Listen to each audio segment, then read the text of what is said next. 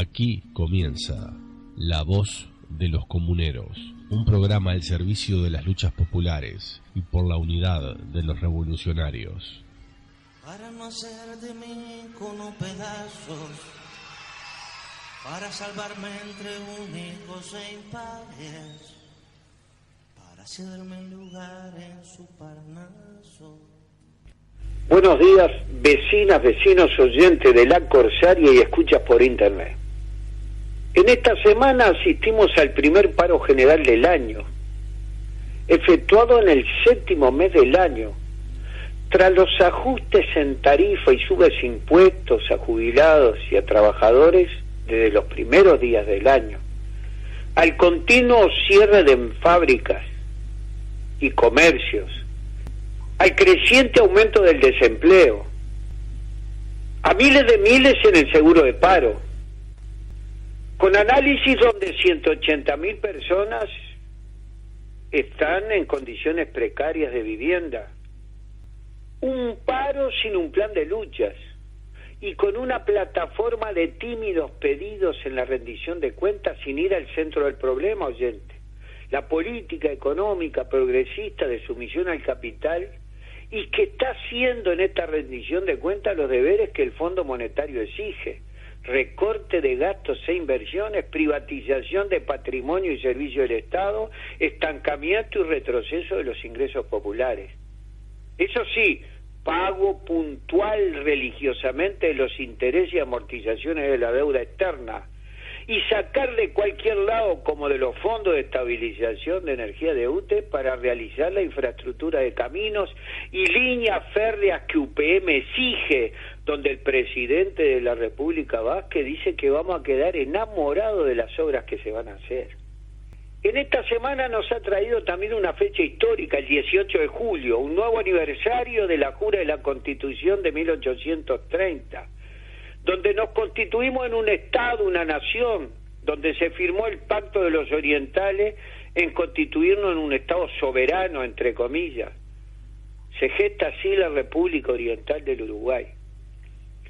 En el acto oficial, el canciller Noboa dijo: no hay peor liviandad que juzgar algunos comportamientos históricos con el diario del lunes, desde la comodidad que dan el tiempo y la perspectiva, lejos del barro del campo de batalla con que tuvieron que vérseles los protagonistas Rivera y Oribe en 1830. El jerarca señala que hace 187 años nuestro país consagraba a través de su primera Carta Magna un Estado republicano, representativo y centralista, y que aquel 18 de julio de 1830 la ciudadanía, al jurar la Constitución, iba concluyendo una larga gesta que se había incubado en forma gradual, pero que había tenido hondas raíces, dice Noboa. No era nada inventado ni artificioso, y mucho menos el producto de un ingenioso ardid diplomático, como algunos han querido presentarlo, minusvalorando en forma harto reduccionista la rebeldía de los orientales. Bueno, nosotros estamos en eso, en esa gente que entiende a través del estudio histórico revisionista de la historia oficial creada y mantenida por la burguesía y que revalida el progresismo. De la misma manera que hoy el progresismo oculta la coyunda del imperialismo financiero que se expresa en una deuda externa impagable, tergiversa la extranjerización de la economía con el llamado a la inversión extranjera, con todo tipo de renunciamientos fiscales en aras del crecimiento, ¿no? El crecimiento. La proliferación de los latifundios ojeros, madereros, arroceros, en aras del orgullo de tener el grado inversor. Así, mientras sigue la orgía de la venta del país al peor postor, hacen gárgaras de defensa de la soberanía nacional en los días patrios, continuando la mentira de la historia oficial de nuestra creación como país soberano y continuador de las gestas. Desde nuestros orígenes, oyentes, nacimos bajo la coyunda imperialista de la época. Nos inventaron cercenándonos de la patria grande y se cumplieron los planes imperialistas bajo la complicidad de los gobernantes de la época. Esta maldición de avalincha la criolla se prolonga hasta nuestros días. Oyente, Inglaterra se traza durante varios años una conspiración para crear un estado tapón en el Plata. Y tiene todos sus pasos y antecedentes. En 1825 firma con Argentina un tratado de navegación y comercio donde la flota británica y su aparato productivo impedían todo tipo de competencias con la flota y la producción argentina. El imperialismo inglés sujetó al desarrollo de las Provincias Unidas del Río de la Plata. Forbes, que era el otro representante del imperialismo en gestación norteamericano, se opone a ese tratado de libre comercio y considera una burla cruel por la falta de recursos de estas provincias y un golpe de muerte al futuro naviero provincial. El representante norteamericano dice que se van a dar todo tipo de privilegios en materia de importación. Los barcos argentinos no existían. Por lo tanto, ese tratado de libre comercio recíproco era un sueño, porque ¿qué iban a entrar los productos argentinos en Inglaterra? Era un derecho como los tratados de libre comercio que hoy firmamos con China o con Estados Unidos. ¿Qué condiciones de igualdad, qué capacidad de producción y eficiencia tenemos para entrar con nuestros mercados, salvo la soja y la celulosa?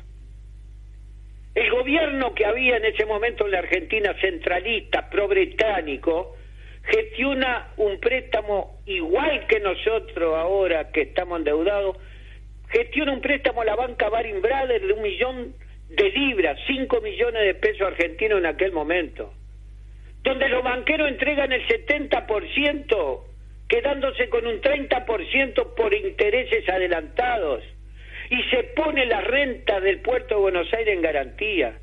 Esa deuda, oyente, de 5 millones de pesos trepó a 23 millones y lo termina pagando 70 años más tarde Hipólito Yrigoyen en 1904. Ahora, esto que sucedía en Buenos Aires, este tipo de tratado y préstamo, se repetían en otros países de América Latina. La Harding, Graham y Powell en Colombia, los Hyatt en Chile, Goldsmith en México y Kinderen en Perú. América le deberá en pocos años 27 millones de libras esterlinas. Y este gobierno pro-británico de Rivadavia le negaron apoyo a San Martín y promovieron la creación de Bolivia. Cuando Bolívar en forma expresa le ordena a Sucre, victorioso en Ayacucho, que devuelva esos territorios a la nación argentina.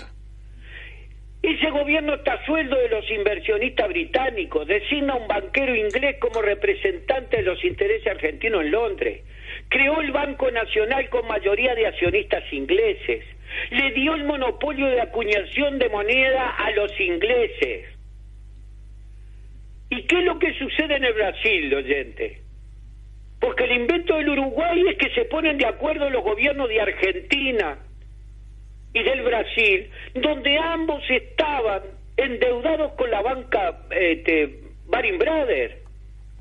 Por lo tanto, la presión británica de los gobiernos de Brasil y Argentina por los pagos de los préstamos atrasados doblegan la voluntad política de que la provincia oriental era parte de las Provincias Unidas del Río de la Plata, como lo establece la Declaración de la Independencia de 1825.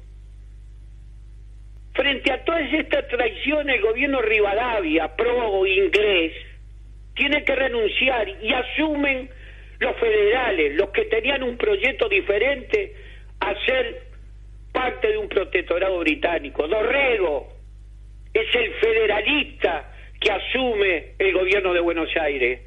Y cuando se plantea la defensa de la banda oriental, que vuelva a las Provincias Unidas del Río de la Plata, Inglaterra pone las flotas en las puertas de Buenos Aires exigiéndole a Dorrego que cumpla con el acuerdo entre Brasil y Argentina de la creación de un Estado tapón.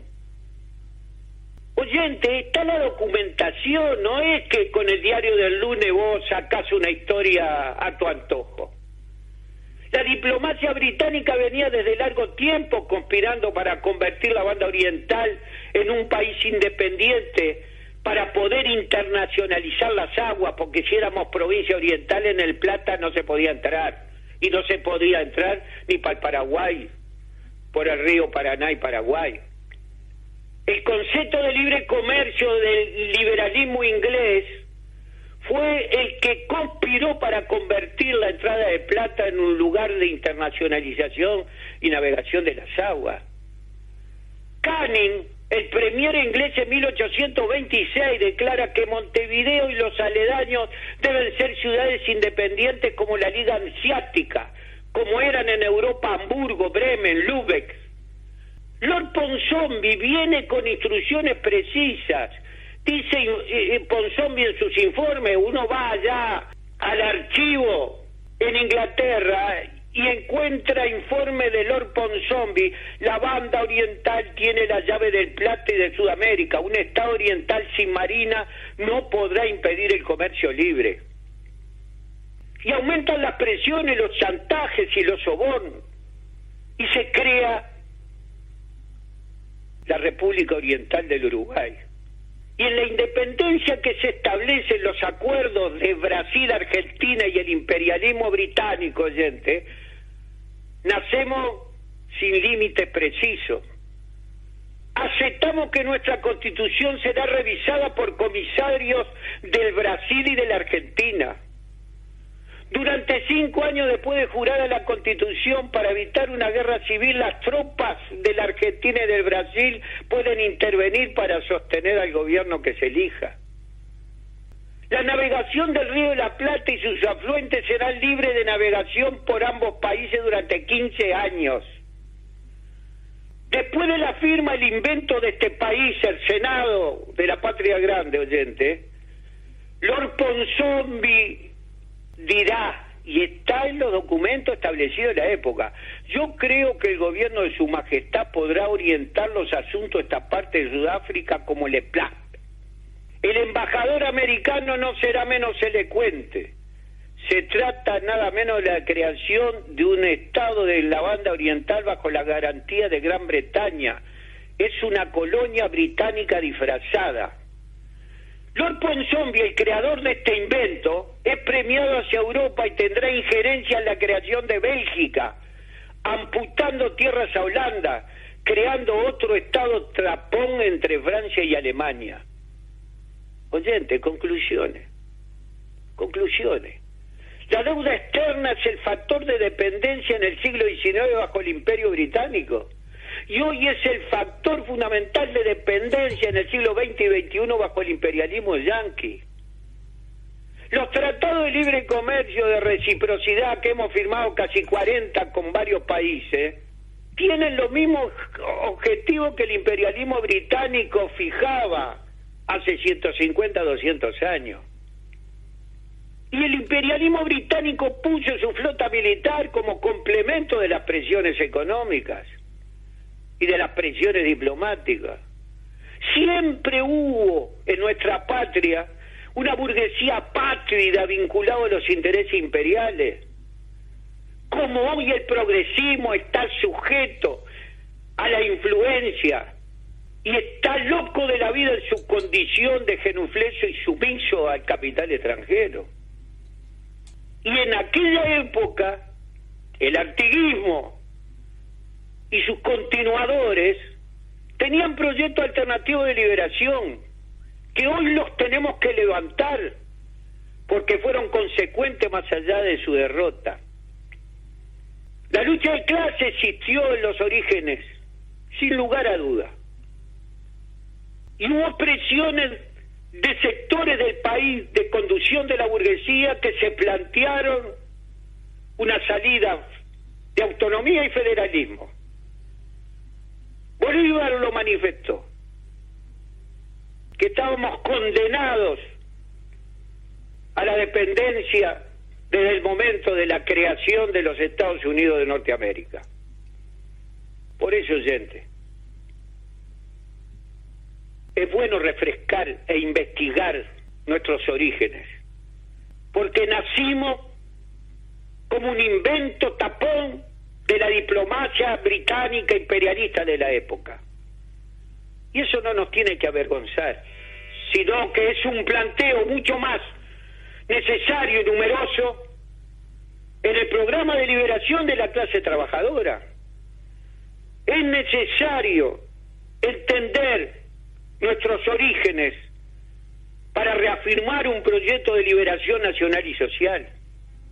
Por eso, oyente, cuando uno en estas fechas recuerda que la declaración de independencia del 25 de agosto de 1825 implicaba la integración de nuestro país a las Provincias Unidas del Río de la Plata, la patria grande, y bajo la influencia británica de la época nos convirtió en lo que hoy somos, tenemos legítimamente el derecho de plantearnos un proceso de liberación nacional y social hacia la construcción de la unidad de las repúblicas latinoamericanas, hacia el socialismo. Ese pasado nos cuestiona y nos proyecta hacia un futuro mejor. Gracias por la atención prestada.